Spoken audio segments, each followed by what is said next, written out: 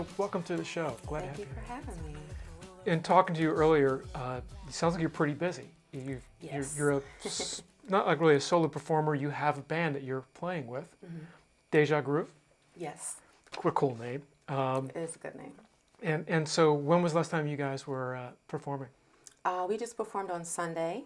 We played at Elmwood Park in Norristown. They have a concert series. I think it's every Sunday in the summertime. So we were just there on Sunday. Great. And your sound is kind of like an R&B, soul, funk-oriented type sound. Can you tell us more about like what you guys like to perform and Yeah. how you So Deja Groove is mostly like weddings and corporate stuff. So we do Motown. We're doing top 40. We're doing pop, classics. And with weddings, we get random like, can you play such and such from this movie? I had to learn a song the other night, like overnight, and I was like, I've never heard this, but it was so cool. So any random things that they throw at us, we try and deliver. How many songs would you guess you know? Oh my gosh. With lyrics or without lyrics? Both. If I have my cheat sheet with me, Yeah. oh my gosh, 150 maybe? Wow. All right. Is that I don't know. Yeah. A lot. So how do you go about like learning a song quickly and then be able to perform it really well? I'm always curious about that. And I'm always super impressed with the artists who can do that. Yeah. So I'm one of those people that I like to have my back against the wall. I like when things are tight. I like when it's like, is she going to be able to deliver it? Like, I love that. Okay. So perfect example, we had a wedding gig maybe like 2 weeks ago, and the other female singer lost her voice. She was having some issues, and it was the night before. She had to do like their first dance, and she said, I don't know if I can do it. And I was like, girl, I got you. I'll learn it. And then as soon as I said it, I was like, why do I do this to myself? But I'm also fairly new in the band, so I saw it as an opportunity to show that, I'm a team player. I can help her out, and, I sat up till 2 a.m. and I learned it and got it done. So, okay. Yeah. So you, like 2 days, 3 days, you had it down, that kind of thing, or even That last was overnight. Time? Overnight you were able to own the song. Yeah. That's pretty cool. It's somebody's wedding, so like you don't want to mess that up. Right. So, Plus, yeah, it's all going to be recorded for posterity. Exactly. With social media, you have to be on point. So. How long have you been performing like live in public like that? So my first like actual performance, I was 5. Okay. I was at a restaurant in Bluebell called Mr. Ron's, long since gone. And I guess they had a guy there that was playing the piano and kind of entertaining. And my grandma and my Aunt Alice said, I was like, I'm going to go sing with, the guy. And I just walked over and I sang Ebony and Ivory, Stevie Wonder, Michael Jackson, and I just did my thing. So there is a picture of it. Okay. Maybe I can find it for you, but I don't even recall that. Right. So I was kind of thinking that you were saying, I started going with bands after I got out of college, something like that. But no, you can go all the way down to age 5. That's super cool. Like, can you recall then? Let's start about like your true origin story here.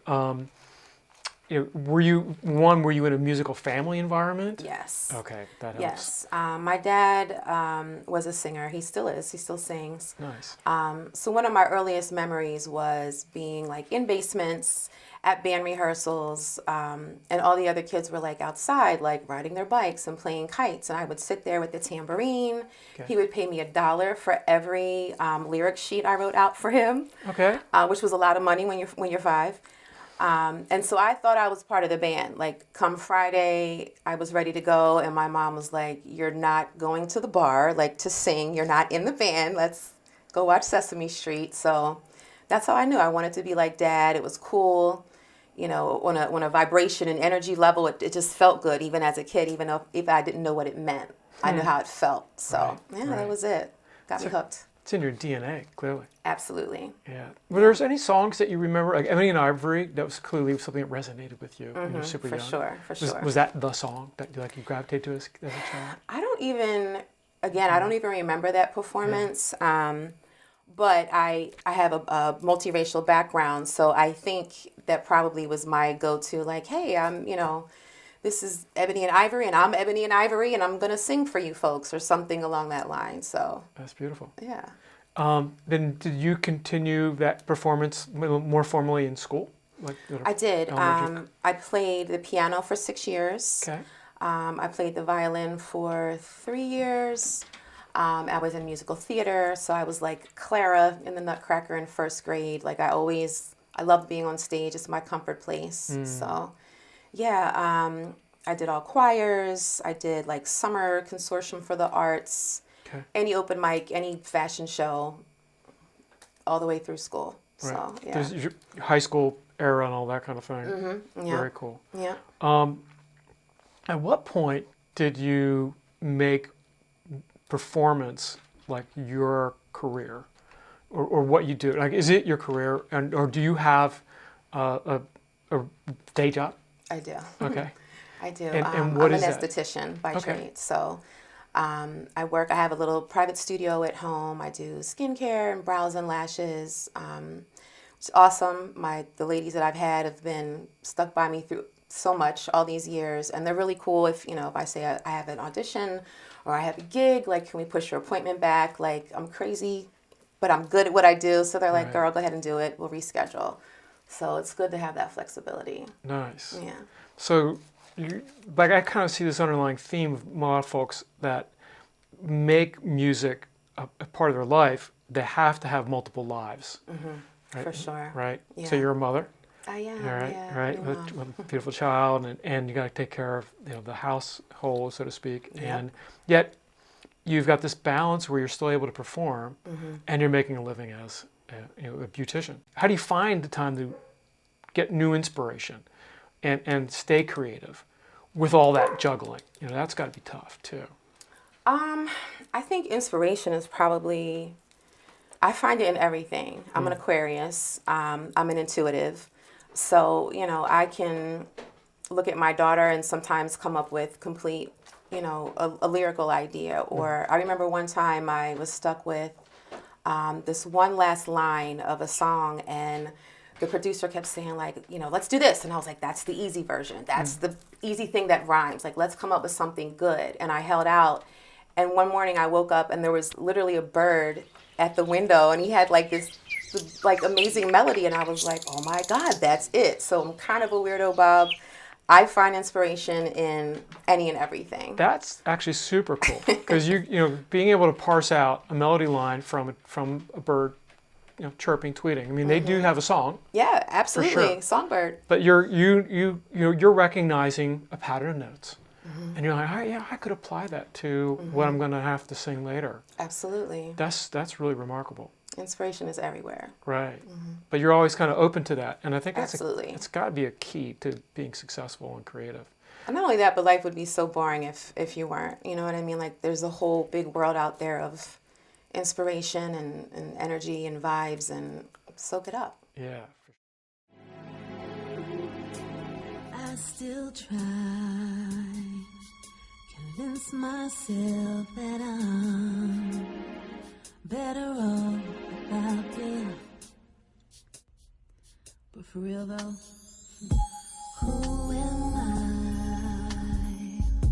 Fooling but myself, 'cause it seems like no one else comes close to loving me the way that you did. You cannot not perform. Absolutely no. Right. I would shrivel up and die. So how many gigs are you doing a month? Well, summer's busy. It could be like 5 or 6. Okay. It's a little busier in the summer. So yeah, but all like performances. Like, I'm not doing much like studio work or anything currently. Right. So yeah. Where do you want to take your music to? And you're in the R&B, soul type of genre. From what I listen to, the earliest miscellaneous, I kind of have that trip hop vibe going on. I really like. I Thank kind of heard like Kelly Ailey from 07, Thievery Corporation.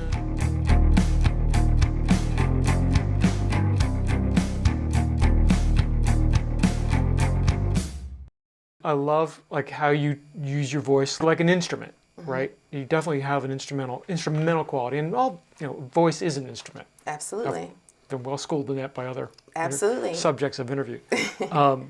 But for sure, yours is very instrumental. That comment about the bird chirping, you definitely think along those lines. Are you reading a notation? Are you using music theory, all that kind of stuff? So I did play piano for 6 years. So I can read music.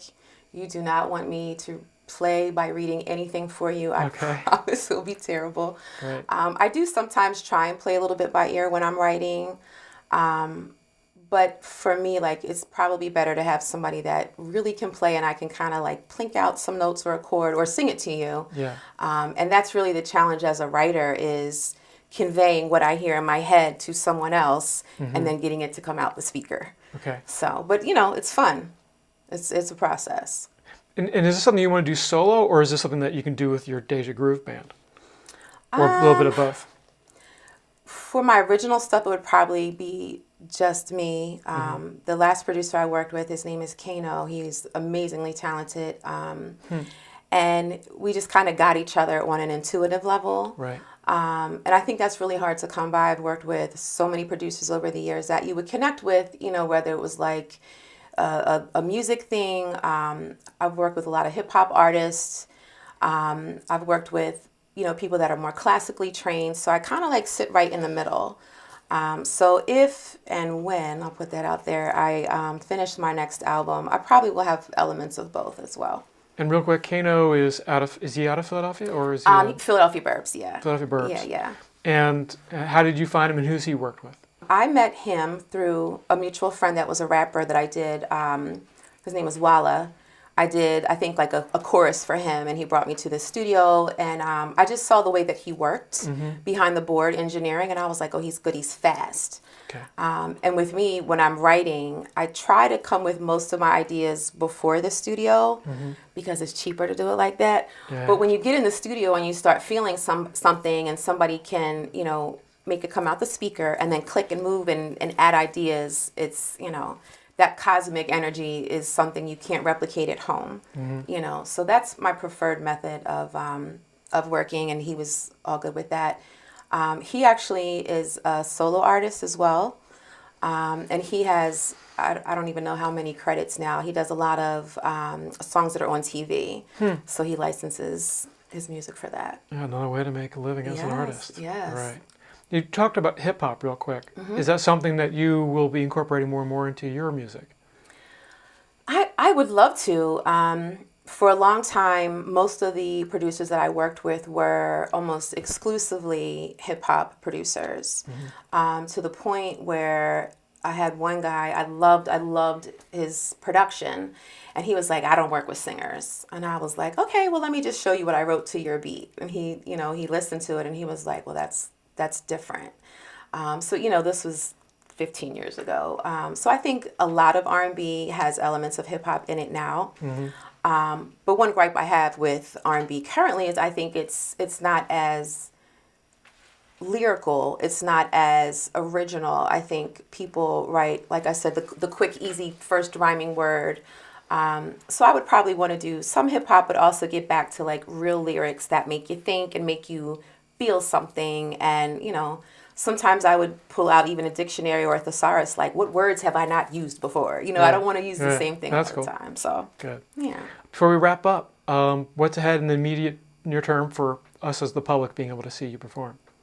I'm performing tomorrow. Okay. One of my other bands is called Main Street. Okay. We are at the Holy Savior Festival tomorrow night. Where? In Norristown. Okay. This will probably come out after it's done. Right. Hopefully people have seen it and be like, oh, okay. Okay, so I will be with like the Dirty Dance Band on September 9th at the Hard Rock Casino. Cool. We play 10 to 2. That band is amazing. Nice. And the Hard Rock is so fun. It's such a big venue. There's so many people. It's a good time. So great. Yeah. Well, I'm so pleased you came all the way out here to see us. Thank you for having me. We look forward to seeing you do more and more, put out more and more, and the world's better for you having your music out there. Oh, thank you. I appreciate that. Hope you enjoyed it, and we'll look forward to seeing you guys next time. Thanks. I just want our bodies intertwining to declining. In and out each breath takes more strength, drowning in flesh. Excuse me, I might make a little mess.